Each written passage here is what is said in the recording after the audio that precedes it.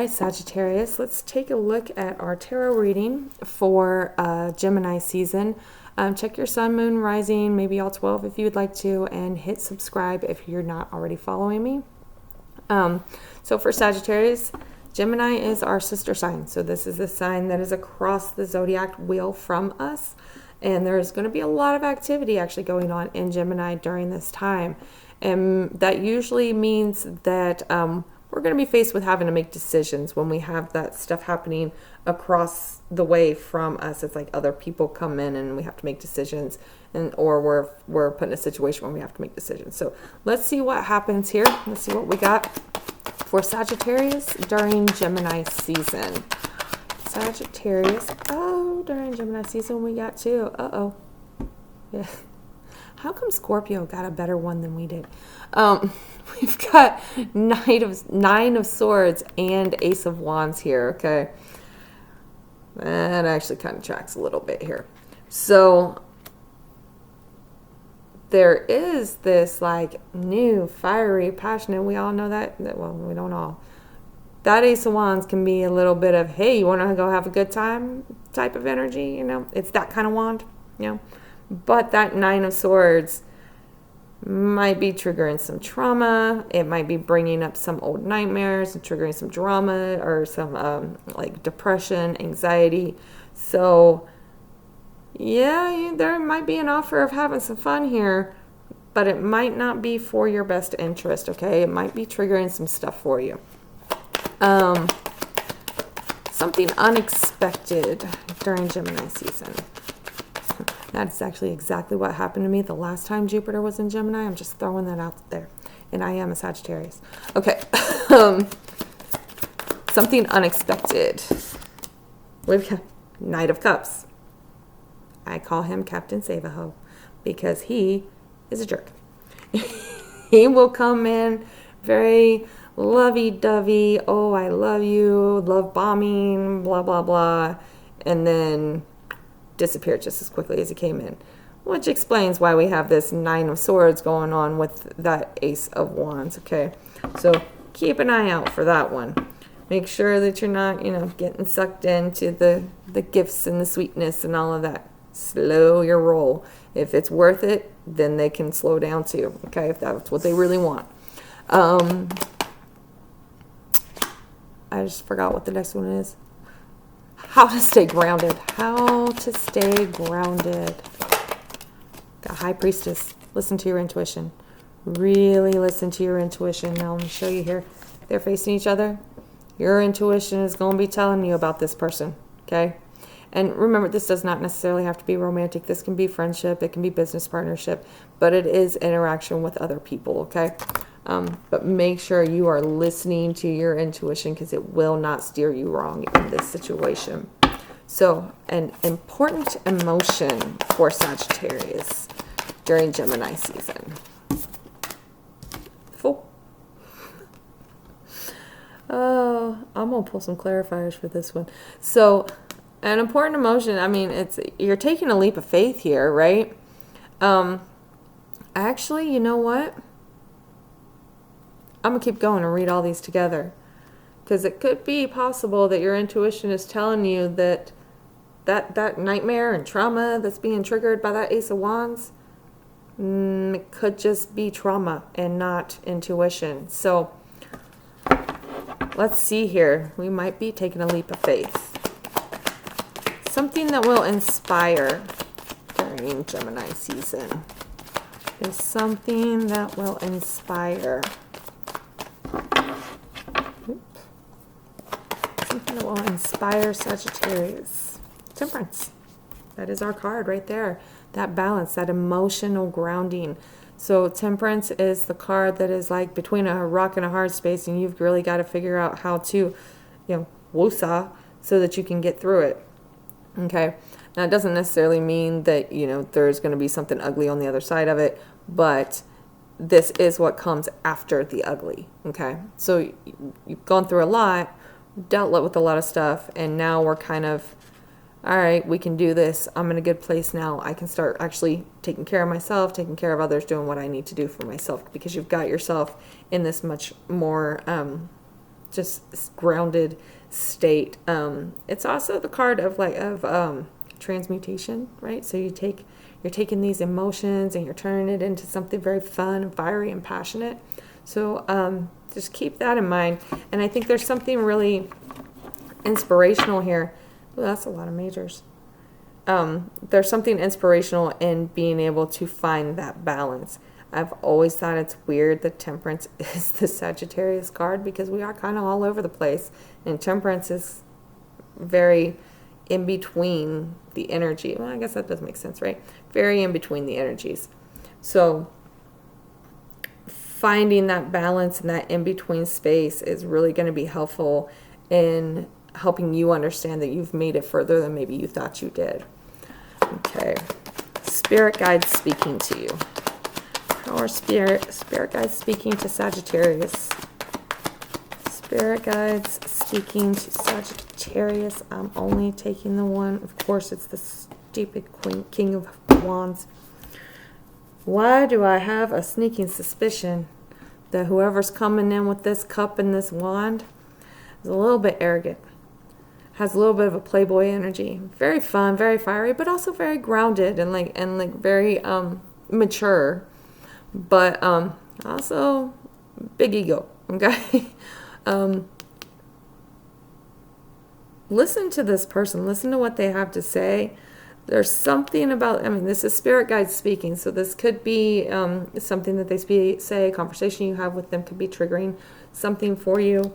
It could be a message for you. But just this person showing up is also possible to just be the message in and of itself. Like, hey, you deserve this fun. You've done a lot of work. You deserve this person who is fun but also caring, someone who's very enjoyable to be around. Okay, how to best support yourself. How can Sagittarius best support themselves during Gemini season? God, I swear, this is like directly to me, I swear. Okay, Wheel of Fortune. Let things move forward. Now, there's 4 major arcanas here. So this is feeling like a major time. Major arcanas are, it's like the big things, the big life events, rather than these day-to-day events that the minor arcana represent.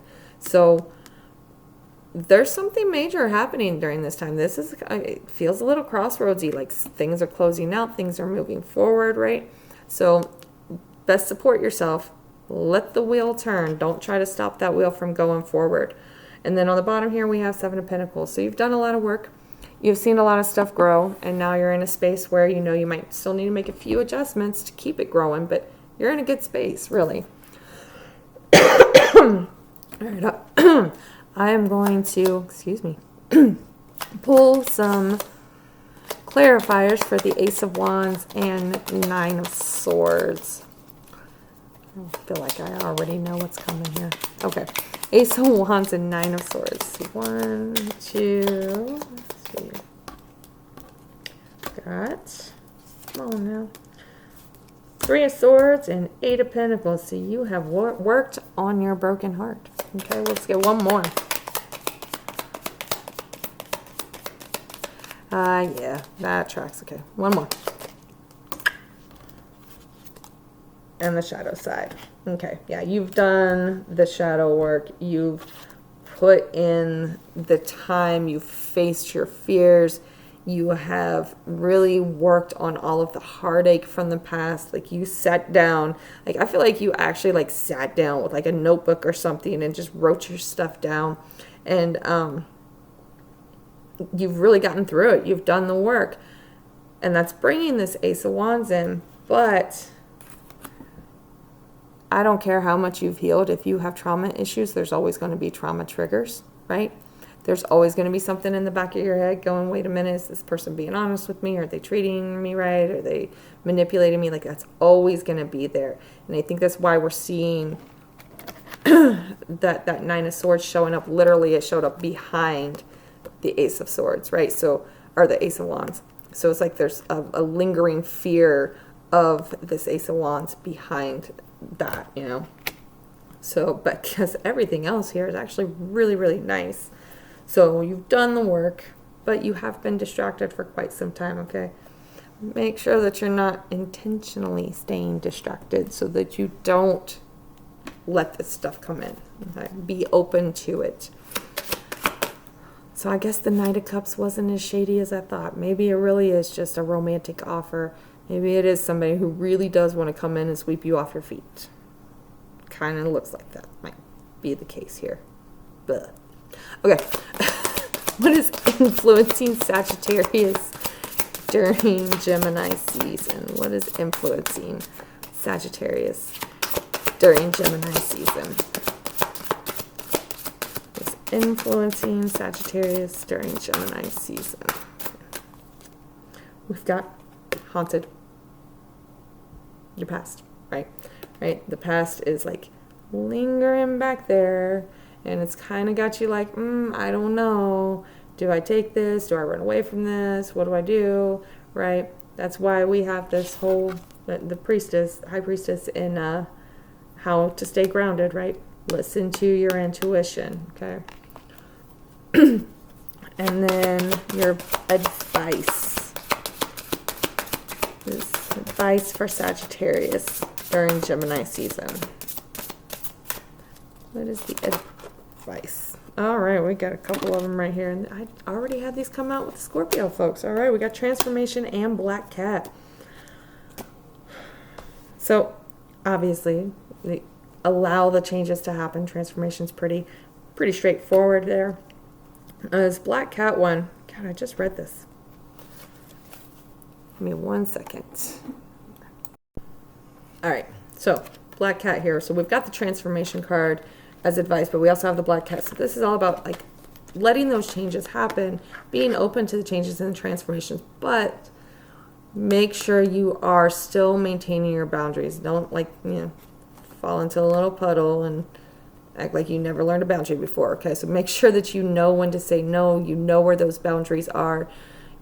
And in the description of this card, it does say other people don't know what you're okay with if you don't say what you're okay with. Okay, so make sure that you're saying that, and make sure you're not like giving up too much of your energy for other people as well. Okay, and then on the bottom here we have Wolf, and I wanted to read this one to you guys. It says, Wolf is calling to remind you that you know your way home. You may feel lost or confused about something in your life, and you may not know which direction to travel or what is safe to pick up along the way. Wolf allows your instinct to take over. You receive this guidance through the urges you feel. It's like push and pull right in the center of your being. So listen to your intuition. You are confused. There is this confusion. There's this lingering trauma and pain that's under the surface that's really got you kind of nervous about letting these other things in. But listening to your intuition and being clear about your boundaries is really what's going to make the difference in this time than last time. So let it come in. I can't believe I'm saying that, but let it come in. I hope this was helpful, and hit subscribe if you like these.